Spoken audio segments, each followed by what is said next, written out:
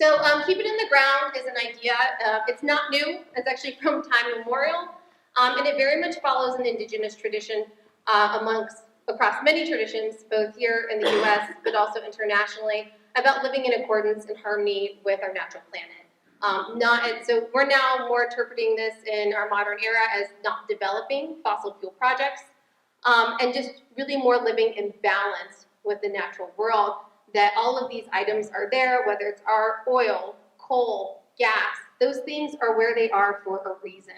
And that we need to keep them there so that they can serve that function so that our natural cycles can continue. Keep it in the ground has also picked up momentum this past year. It's not a catchy lobbying slogan. It has existed before last year and it will continue to exist on. It also, I think it's been very well used within like the conservation movement. Again, not development. We do have a choice when it comes to projects, and we can say no, and we can provide alternatives. And that's very much what Keep It in the Ground does.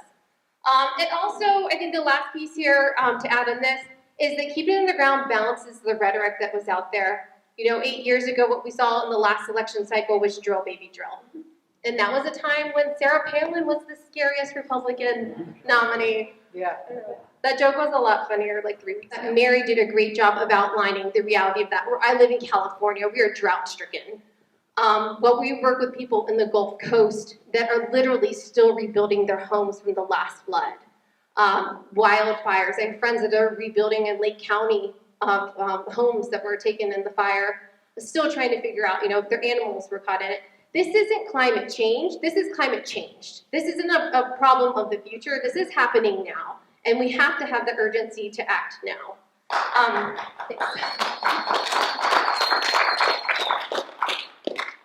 But the piece of that, and what I hear a lot, so I grew up in the Midwest in Ohio, and I hear a lot of people say, like, I agree with you. I want to do something about climate change. I think we need to do something. But it's like, what can I do? It's such a big issue. And so we started to think about that too, as environmental organizations, as people-powered organizations around the country. How could we come together and really make a dent? How can we make the Paris Agreement really come forward and through and really start to implement those policies that had that broader vision? Because if anything, then it's just empty rhetoric. So we're talking about action on the ground. And one of the things we started looking at was our federal lands. So I think this is interesting to hear all these different perspectives of public lands, ownership, and this framework that we're working within. What we were looking at is the different fossil fuel emissions on public lands. So we're talking coal, oil, and natural gas. I call it gas. I started taking natural off that because the things that they do are very unnatural to access it. And what we've seen through about the last decade is that the emissions from fossil fuel leases that have been issued by the U.S. federal government accounts for about 25% of our annual climate change emissions. Yeah, 25%. So that's a quarter. That's a quarter of the pie where we're like, just take that and throw it out. So some of these folks have been talking about for a couple years, and it was a timing thing. It all came together and said, what if we just started a campaign to end fossil fuel leasing on public lands? And that's what we did. So it came from, I would say, the communities that were most directly affected. People here in New Mexico, in the Gulf Coast, in the Arctic, they had been doing that work the whole time. And I feel like the national environmental organizations just really caught up with them where they were. So we're saying, let's stop these projects and see what we can do about it. This was also something that I really enjoyed. I've been working in environmental justice for a long time, and I think those of us who work in different areas, we're very siloed in how we do things. Yeah. Allyson is rivers, Mary is law, like I do direct actions and corporate campaigns. And so I think this was a great opportunity, or here, agrarian trust is farming, and people to really break down some of those walls and bring together the coal people, the people affected by coal projects and fighting coal projects. Bring together the people that are fighting fracking, and bring together the people that are fighting oil drilling, both onshore and offshore. So it's been a really, really beautiful year, and then there's been a lot of opportunity for collaboration and a lot of opportunity to hear stories from other people. I usually spend a little bit more time on this part of like what public lands are and who administers them, so I'm really grateful that Mary has done a lot of that, and I think a lot of you are familiar with this framework. I mean, I do want to say that it is a colonized framework that we're working within, but in that colonized framework, these resources do belong to the American people. These include our oceans, our forests. These include critical carbon sinks that we need to help regulate the atmospheric pressure, that we need to help keep us at climate stability. But I think the other piece here is to really just consider is that these lands just have an inherent value because they are and because they exist. You want to think of it in a more indigenous tradition or deep ecology, I think has done a good job of vocalizing that it is because it exists and that we should see the value in that. So that's part of what we've been looking at is not developing all the leases possible, canceling leases. It's predominantly out west where most people are affected, but this is an issue that covers almost every single state in the union. So what was really interesting too is that the company, or again, companies, agencies, everybody's a company to me. It's all about money, it's all about finding who's the target and the decision maker is. So the agencies in this case that administer public lands on behalf of the US people are things like the Bureau of Land Management, US Forest Service, the Bureau of Ocean Energy Management for offshore resources that we all share. And they're all housed under the Department of Interior. So, and then President Obama, the president, oversees the Department of Interior. So it's been a really interesting year also in how to affect government. And then also, these are really unsexy processes that the community doesn't necessarily want to engage in. So really exposing and highlighting some of these things that are happening. I'll talk about that in just a moment. And so that has been interesting to kind of shake the fear of God into some of these agency personnel. It's a fine pastime of mine. So this other piece here is, and I'm going to stop talking for a minute. We're going to pass it to Kendra in a few moments. But I just want to give some context of this broader campaign. So our public lands are for sale. And not only are they for sale, but we're talking dirty, dirty, rock bottom cheap. Cheap. $2 an acre. And who are we selling them to? You guessed it. I think you probably knew this. These 15 countries, these 15 companies control 36% of these federal lands. They do. ExxonMobil, Anadarko, Peabody, bankrupt. Who else on here is bankrupt? Oh, Arch Coal. Or maybe did they just come out of bankruptcy? Alpha, yeah. Cloud Peak has got a big scam. They're the only reason why they're not bankrupt. We'll talk about that a little bit later. But yeah, we're talking this is a scandalous group. I know some good scandals, and this is a scandalous group. Yes. And they dropped, that's great to know. They actually dropped off on our next one because they dropped down in their leases. But that's the integrity of the operations that we're talking about here. These companies, these belligerent, bankrupt, lack of vision, not even able to run their own businesses, that is who is leasing our public lands for $2 an acre. This is always a fun part. I'm curious, what can you buy for $2? Now, anybody? Candy bar depends on what kind and what store. I've heard malt liquor. That was a favorite in Richmond. I've also heard gum, but that also felt like that was dependent on the store and kind. Anybody else? Parking? And sometimes. Not in San Francisco. You could buy a cigarette off someone. You could buy a cigarette. That's great. Probably not in San Francisco either. Okay, but that's the context. It is funny because it's so gross. Essentially that's the reality of it, and that's the framework that we're working in right now. And because of that really kind of gross economic system that I'm acknowledging is happening, and then also the stakes of the climate emergency, this is so urgent and it's happening now. If and when we end the U.S. federal fossil fuel leasing program, ending coal, oil, and gas, drilling, mining, fracking, and burning in the U.S., we will save 450 billion tons of carbon pollution, and we will keep that in the ground. For context, the Clean Power Plan that President Obama is his crown jewel, his climate legacy, is 90 billion tons of carbon pollution. This is 450 billion. We're talking a quarter of emissions immediately off the table. Another piece of this is that there's been a lot of criticism from Sally Jewell, the Department of Interior, Obama administration, John Holdren, the science advisor, saying that we're naive. We don't understand. I know I look young. I know. I get it. I'm actually 36, and I've been in the movement for about 15 years. I have had countless friends that have died of cancer, of lung disease. I've seen small children that I saw the picture with the nebulizer, small 2-year-olds having to do asthma treatments to just keep their days going. You're working with a community organizer 1 week, in 2 weeks you don't hear from them. You find out they're in the hospital, and 2 weeks later they passed on. I can't even count on my hands, toes, and anywhere, and even people in this room, how many people we've lost through this movement. The stakes are so high, and it's time for it to be over.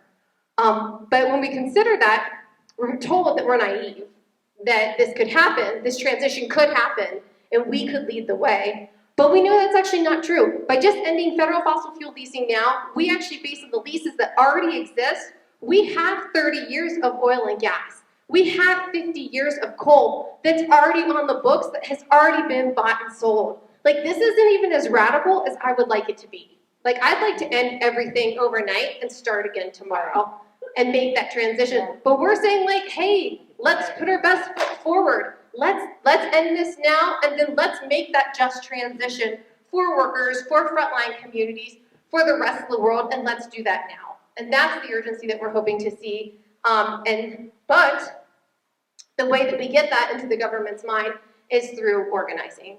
And that's what has happened this past year. People have come together in an amazing way. Mary mentioned it in Seattle, through the Pacific Northwest. That was epic. I mean, truly epic. And you also saw like an amazing corporate campaign with people that are affected in the Arctic and the work that they were doing there, and then them being impacted here, and people coming out in solidarity and support. Everyone literally like jumping into the river to help. I had some friends that were part of the bridge hang in Portland, and they have some really great stories. So if you ever run into those folks at any events or conferences around the country, definitely like sit them down and have them tell you stories about how they got out, and where they went to the bathroom, and how people treated them, and you know, it's really amazing. But what we did is we came out pretty nice. So this was all September. This is September 2015. This coalition of us, of national allies, came together in Washington, D.C., and we did what most environmentalists do. We came and we presented a letter. We had a letter of about 400 different groups across the country, included labor, like United Auto Workers, included environmental justice groups. I think Noam Chomsky even signed on to that letter. And it was essentially saying, end the fossil fuel leasing program, we need to move forward. We have frontline leaders, Louise Benally from Big Mountain, who's been fighting Peabody Energy, I think, almost her whole life, has become an amazing resistance leader and I would say a personal mentor. Her fierceness is alive and well and kicking today. So this was in September, and we just started to build momentum. It was already there, but once we actually said it and put it out there and the intention became alive, it just started to build. Later that year in November, Bernie Sanders introduced the Keep It in the Ground legislation. So I think Jeff Merkley in Oregon so also co-authored that. That is still alive and well. Also in November, we saw the victory of the northern leg of the Keystone pipeline. So that was rejected by President Obama.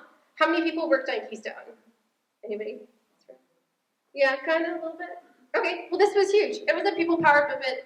It was big. I think it was a big win for the climate movement. So that was part of the energy and excitement that we were kind of rolling into at the end of the year. And then what we did is again, national coalition of allies. I'm just a person that was a part of this coalition. It was dozens and dozens of organizations, of people, of frontline leaders, local, regional, and then national allies, really putting their resources, time, and their smarts into this work. And what we ended up doing was we said that we were going to fight every single lease sale, because what happens in this process is these leases come up, and sometimes it's 75,000 acres. They're sold for $2 an acre, and they show up in these different areas, and also in offshore. And so we made a commitment all together that we were going to show up every single lease sale in that next year. So from November 2015 to actually we even have some lease sales coming up, we showed up. Wow. And we showed up as a movement, and we grew as a movement. This was one in places that sometimes you wouldn't expect us. You know, Cheyenne, Wyoming. Here, in Reno, Nevada. And I love the story about Reno because this was the second time. So the first time, because they do quarterly leases, the government does quarterly leases, so you could have 3 lease sales in your community in 1 year. So there's a lot of public education about the process. So the first time, only, I think 20 people came out to that lease sale. This one, we had like 50, 60. We have some amazing artists and brilliant minds in the Bay Area that drove over. So it looks like there's a lot more people here. But I'm just telling you that as like a trick. And then, but also it was like we manifested it because then the next one in June, we had almost 200 people. So, and it was funny because that one actually looks like less people than this one. But it was like we put that intention forward, and you know, Reno, Nevada really showed up. Also, some of you may have even attended this one here. Yeah. Thank you. Awesome. Thank you. Again, I think this is showing the breadth of the coalition, that really awesome, amazing local leaders, regional leaders, and national groups all came together. And then this is where I'm going to actually hand it over to Kendra to talk about why this fight at Chaco is so critical. Yeah.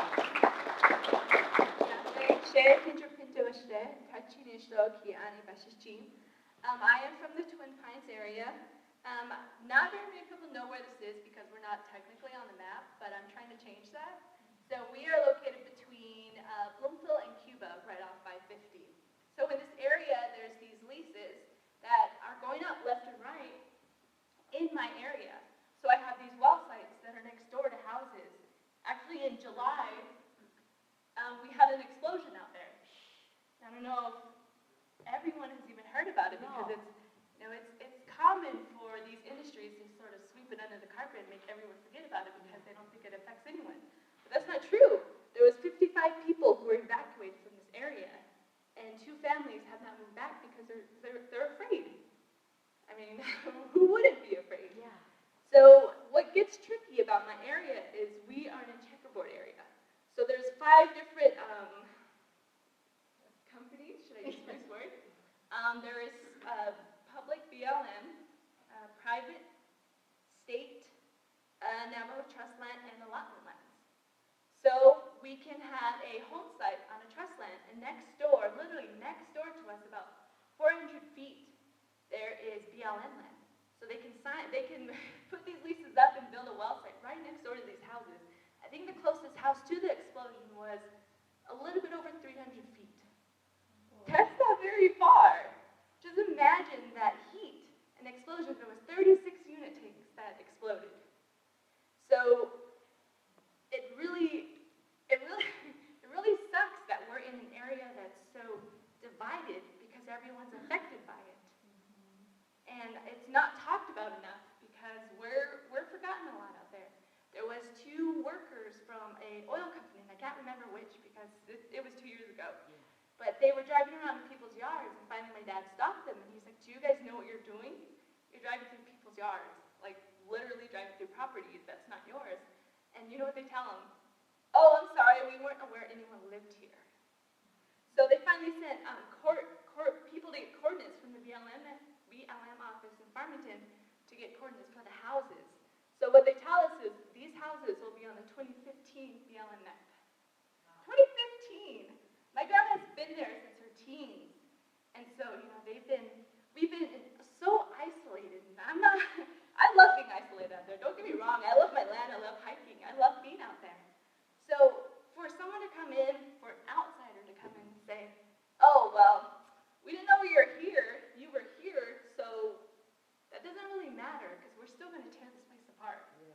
So that's what they've been doing. There's a hike that I take behind my grandmother's house that overlooks the valley that goes into Chaco. So this is Fajada View. And the hike from my grandma's house is about 3 miles. And Chaco is about 20 miles northwest. And within this horse trail, I really wish I had a picture of it, but I didn't bring it with me. There's this horse trail that I go on. So last summer, they started ripping out the 5 acres. Okay, that's the one thing I also want to bring up later. They ripped up 5 acres of sagebrush, brick wall cactus, and it only grows in our area, in the whole U.S. And yucca. Yucca's a state flower, treat it like that, like nothing? Yeah. Doesn't that just seem unfair? Doesn't it just seem wrong? So they ripped up 5 acres, and I've been going to meetings at the chapter house, Counselor Chapter House, that's my home chapter. And I had this one young lady say, how can we give them 1 acre to live on, but the oil companies are giving 5 acres to tear up? And I never really thought about it until then. That's insane. You know, they build these well sites, put up these tall towers of light, and even with the light, like Chaco was designated an International Dark Sky Park in 2013, and it's the 12th in the world, only the 4th in the U.S. You know, it's pretty dark out there. If you look at the light pollution, it's like low to nearly none. And now that we have these flares going out there, and light towers, you know, we jokingly call it NASA, because they're huge and they're bright. If you see it over the hill, and you're coming around the bend, you'll think you're near a town. It's really bright, and it's not normal for us. It's not normal to have 6 flares going from across a school of children. Now this happened last summer. I worked at the chapter house, and I was a supervisor, and I had the kids working outside, and it was really scary because on one side of this hill, I had about 30 kids clearing the trail to the hill. And on the other side of this hill, and by the way, these are what I call hills. You know, they might be mountains to some people, but I call them hills. So the other side of this hill is 6 flares going, and you can just hear it. And it's just like, you know, somebody said it sounds like jet engines. And that's true. And these flares can be as big as houses. So they have these flares going 24/7 for maybe 2 weeks straight. And they can do that because they're in the industry, they have money. You know, that's the thing with that. We're a sacrifice zone out there. You know, they try to put money. That's the biggest thing. The income is very low out there. So it's gonna be really hard for someone to reject about $100,000 when these outsiders, these industries come over and say, well, we'll help you. We'll give you money, we'll help you live. But when they're done with these well sites, they leave. And they abandon the well sites. We're still there. We still have to deal with all the consequences that they leave behind. And sometimes we don't even have a say because it's a checkerboarded area. I really wish I would have brought a map to show you how this affects us out there. I'm in the Eastern Agency of the Navajo Nation. And even Window Rock, my own government, Navajo Nation government, forgets about us. So it doesn't really surprise me that the U.S. government, the federal level, forgets about us. Right? It really does suck to be in such a scattered location, but it doesn't suck. It doesn't completely suck because this is our home. You know, I grew up there. I'm still there. So here is that photo. I can't really see it. Yes, you can. You can? Yes, You see it on there? This is the night of the explosion. I got a text message from someone in the community saying that there was a fire at Mile Marker 117. So there is, I'm sorry, I say so a lot. I live at mile marker 107, and this was at 114. When we ran outside to figure out what was going on, we could hear the tanks exploding. They were just like pops, one after the other. That's the other thing that's not clear. There's no emergency plan or evacuation plan implemented by the industry. They don't talk to anyone out there. They don't talk to us. They don't talk to the chapter houses. There's no type of consultation that they do. So when this happened, people were sitting on the side of the highways for hours. This happened about 10 o'clock at night. People were sitting out on the side of the highway till 3 in the morning, trying to figure out what is going on. These families still haven't gotten answers from WPX. They did their own internal investigation. What's crazy is I brought this up to Congressman Lujan, because I've been taking a lot of trips to DC telling our leaders, like, why are you forgetting about us? Why are you not speaking for us? Yeah. Like, why do you not care? So I told Congressman Lujan, have you heard anything about the explosion? You know what he tells me? He goes, no. And we probably never will. That's what he had to say. And I've been going to his office, I don't know, since June, telling him that people out there. You need to speak for them. There's people out there that don't have to say, I'm not an allotee, so I have no right to the land out there. I'm a nobody out there. Even with allotment lands, I urge everyone to learn the real history of allotment lands. Even that's pretty dirty. You know, like people were given land to keep them there. And most of these times, these lands were dry, unfertile. And now they want to come back in and rip it apart because they finally found out what's under our feet. There's gold under our feet. And they think it's fine to just push us aside. People are literally pushed aside for this oil. People ran off the road. I was almost rear-ended about a month ago. Like, these are the things that BLM, everyone, even up to the president, should think about. This affects people on a daily basis. It doesn't cut off when the sun goes down. It's not a 9-to-5 thing that happens out there. So the message is, it affects people. And we need people to start talking. And the thing about my area is, people are a little afraid to speak because they are bullied in industry.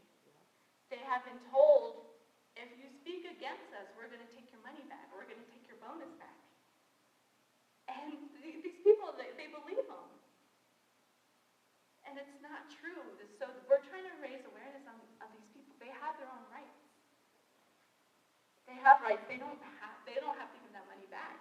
But they're bullied. We are all bullied out there. I'm bullied out there. Because I don't have a right to the land, even though I grew up on the land. That even know we existed. So for them to come in and say, oh, well, you weren't here before, technically, so we're gonna keep drilling.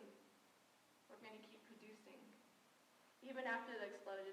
I think for about 4 weeks, maybe somebody remembers in here, there was no drilling in San Juan County after this explosion. And that, thank God, because we don't need this around families. This is really dirty. This is really ugly. And it gets even uglier when you hear about the cancer rising in communities. Our cancer cases have gone up. Asthma has gone up. People are diagnosed with COPD. Like, this is serious. BLM really needs to get their stuff together. They do. And so Department of Interior has opened these scoping meetings for us. I don't know if anyone's heard about it, but they had their first meeting in Shiprock last week, and that didn't go very well. It didn't. And I was kind of laughing because the field office, or the field director, Richard Fields, his name is Richard Fields, he was kind of told, you're in the wrong spot, you need to sit down, and he didn't like that, so that's kind of why they left. It's things like this that people aren't aware of. Because a lot of times when the leases are signed, they don't see our faces. They don't see us. So that's kind of my message whenever I go out, is that there's people there who don't want it there. It's never been there before, and that's the thing people need to remember, is this is all new. I get the argument, well, we all need oil and gas. No, we don't. My ancestors survived without oil and gas. And you know how they survived? And how I know? I'm living proof. How about it? I'm here. So when people come at me with that argument, I'm like, you know what? Sit down. You need to chill out. Because this is making us sick. This is a real problem. And when you ignore it, you're ignoring the people too. So I was trying to figure out how we would frame all this, because we're talking about land. So that's the big thing, is the checkerboard area. Some places we just have no say. And those places could be right next door to us.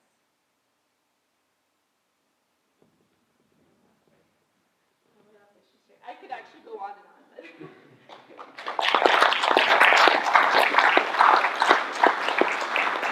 So I think you're hearing very clearly from Kendra, this is the fight of their lives. Communities are clearly fighting for survival, and that's why this campaign has been so intense and fierce. And I think a piece here is, we're absolutely going over, so just letting folks know. We're about to put our way through. But the piece here is to understand that the Obama administration, and with the new incoming administration of the man who we do not say his name because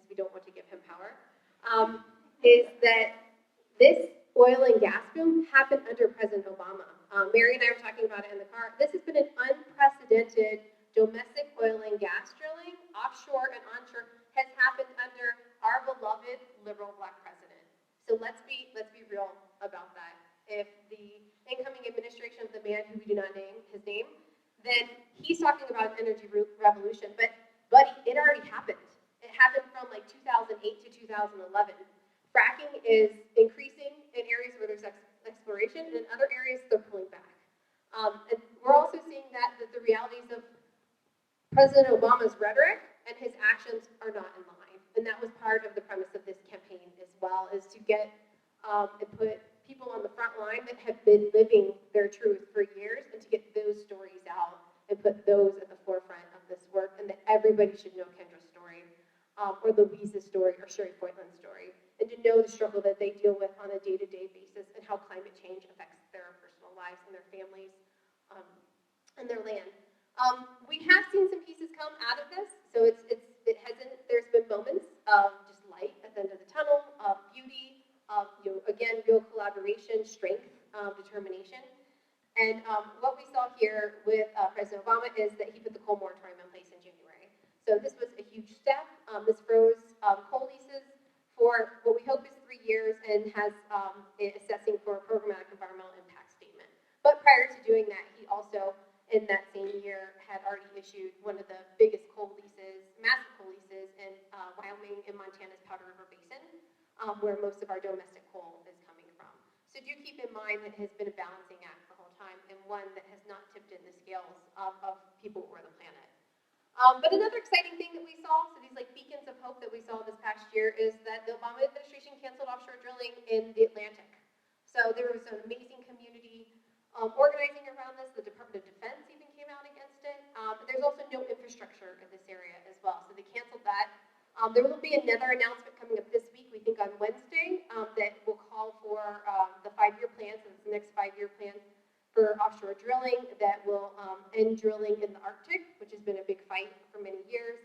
We'll keep the Atlantic off the table, but then we'll keep the Gulf leases as they are. So the Gulf has also been considered an energy sacrifice zone for domestic oil and gas production. But what was really awesome this year, so we hear stories like this all the time, and we're with Kendra and folks like this around the country, but we have these moments where you want to distill the power, the people power that is involved in some of these actions, and this was one of them. So if I could just share with you, New Orleans on March 23rd, 47 million acres of the Gulf, the sea floor of the Gulf, was up for sale. Again, to the highest bidder, to people like Exxon and BP. And people. There are people at those companies, and we do appeal to them. And they get right at the companies. The companies are not people. And what we saw was just unprecedented. People coming out. We had a march that led from the park over to the Superdome, which was also super ironic because that was the place where everybody went after Hurricane Katrina. So when you talk about climate change and places, so we went to this iconic place, and I had a friend that called it the most polite storming of the castle ever. So we went up an escalator and down into the lease where the lease sale was, and people just took over the whole entire stage. And there's just people everywhere. We were covered on CNN. Probably like 20 different outlets. This is one of my favorite pictures. Sherry Foytland, moments before, had been face down on the floor by the police, but then they decided they didn't want to arrest her. There was a lot of negotiating, and then she came up and took this, and there was moments later another community leader came over and took the mic. It was just this really amazing moment that happened, and those moments continued through the year, and that's what I want to share here.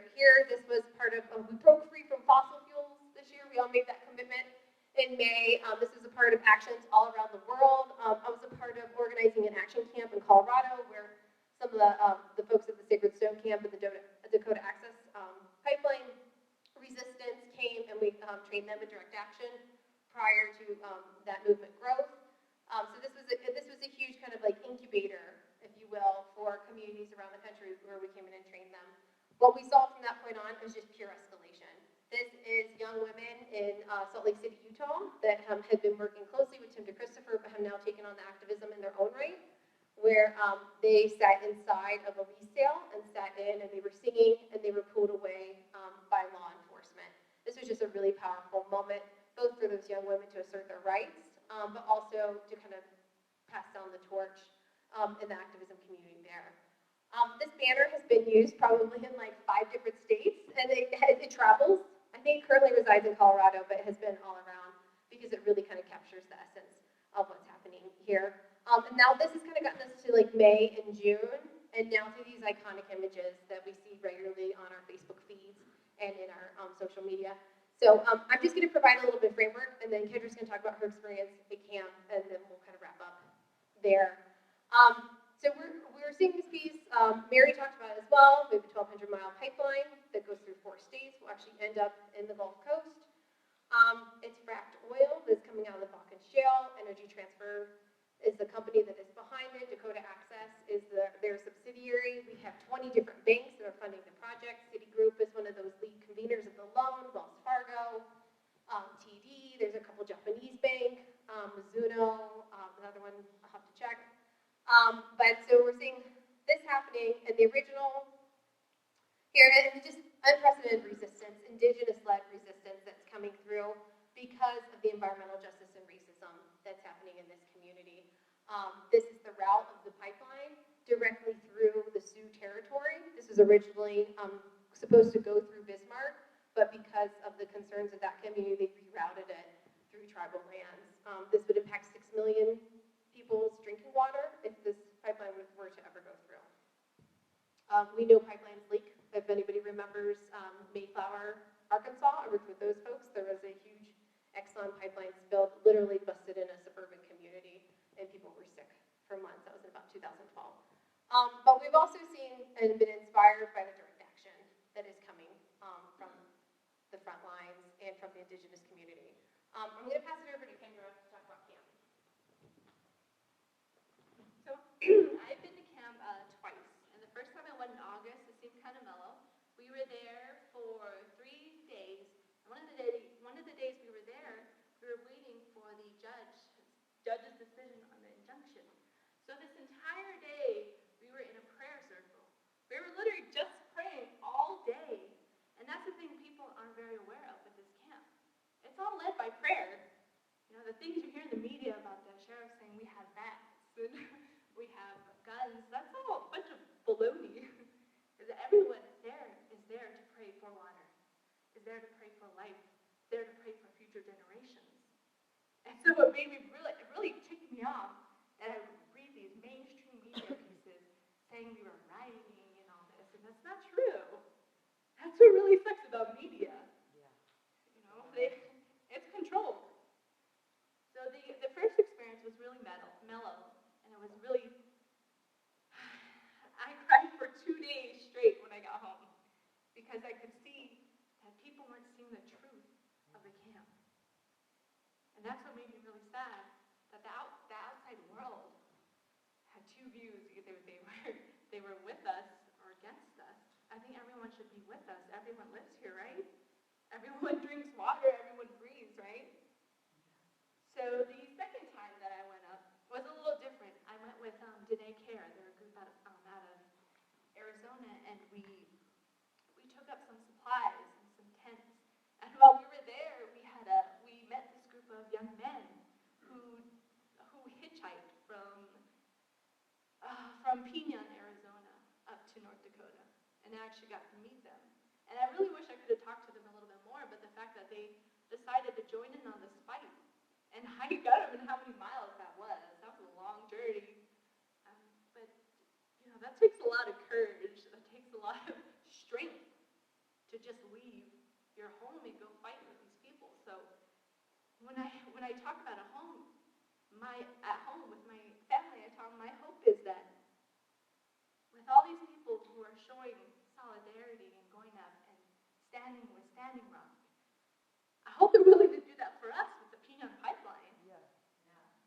You know, that's where my big hope is, and I think we're going to have to call people to fight with us with the Pinto pipeline. Pinto pipeline will start like in Rybrook. That's in my area. That's in my backyard. So if I don't fight for it now, if we don't fight for it now, what is our future generation going to say about us? What does that say about us if we don't fight? That's what always drives me, you know? My little sister, she's 10, and if I don't do anything or say anything for her, what is she going to say about me?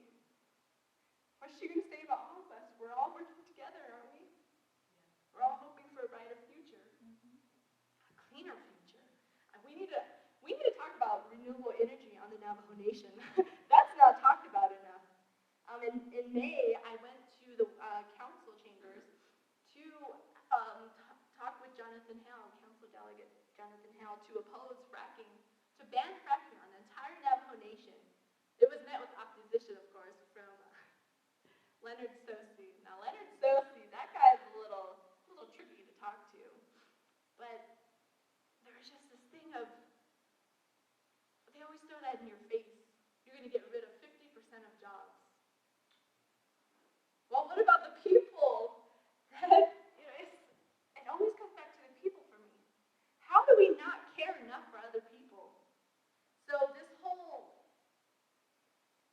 solidarity thing with Standing Rock is amazing because I think it's showing people what we can do, what we should do. We should speak for each other. We should fight with each other. So the second trip to Standing Rock was really nice because I talked to a lot more people, and I have so much more stories from these people who won't leave camp, these people who refuse to have cell phones, because even though cell phones are really tricky to have there, they trace their phones up there. So one of the biggest things I noticed too, at the second trip, was they started allowing media within the camp. The first time I went there, they couldn't go past the main kitchen. And now when you're cooking, trying to provide for others, there'll be cameras in your face. That really bothered me when I was up there. The Huffington Post had me standing with a bowl of mutton stew for 10 minutes while they got this shot. And the only reason why I didn't say anything, because if I did, it wouldn't have ended well. So I just stayed silent. So the changing of people being allowed into the camp is different. And it's different now that they've had the whole militarization. I can't even say that word. It's a really stupid word. But it's different. And it keeps changing. But we can't change. We have to let them know we support them. We have to stand together. We do, because that's how it works, right? People numbers, power. And that's what the camp teaches you. The camp teaches you we love each other. And I love that message.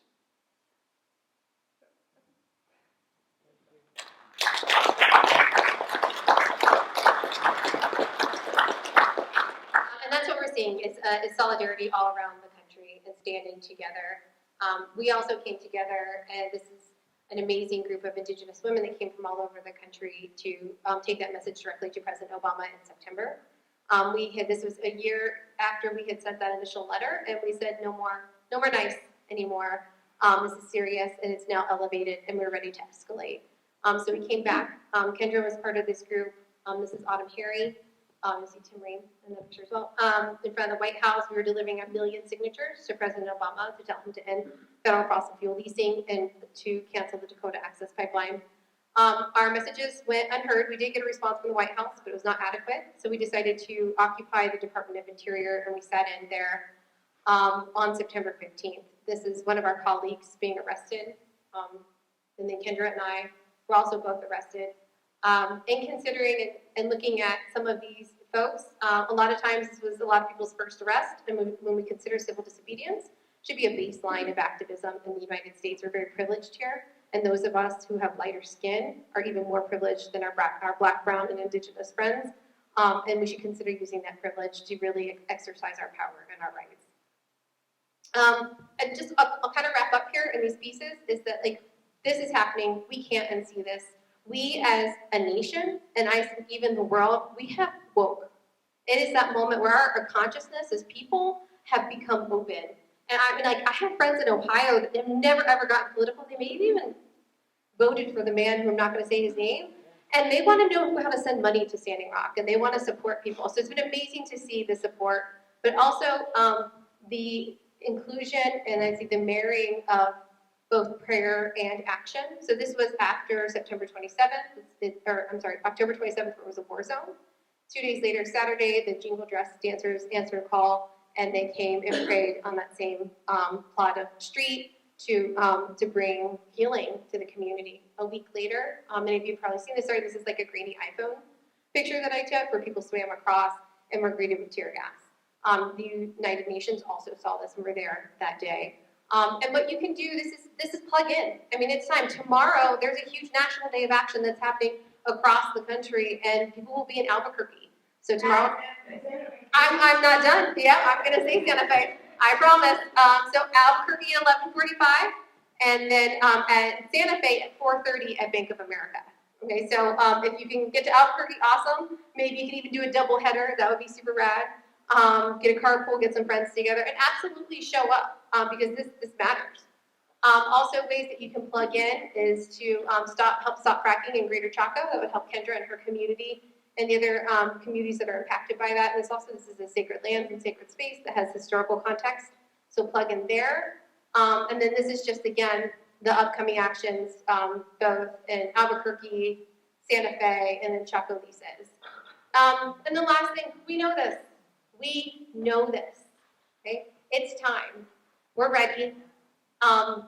I'm feeling super ready. I'm ready to make a plan. I'm ready to collaborate. I'm ready to find some partners. So if you're all down to move and to act and come in to this next year really strong and ready to protect our most vulnerable communities and ready to really make some waves, then hit me up for sure. Thank you so much. Really appreciate it.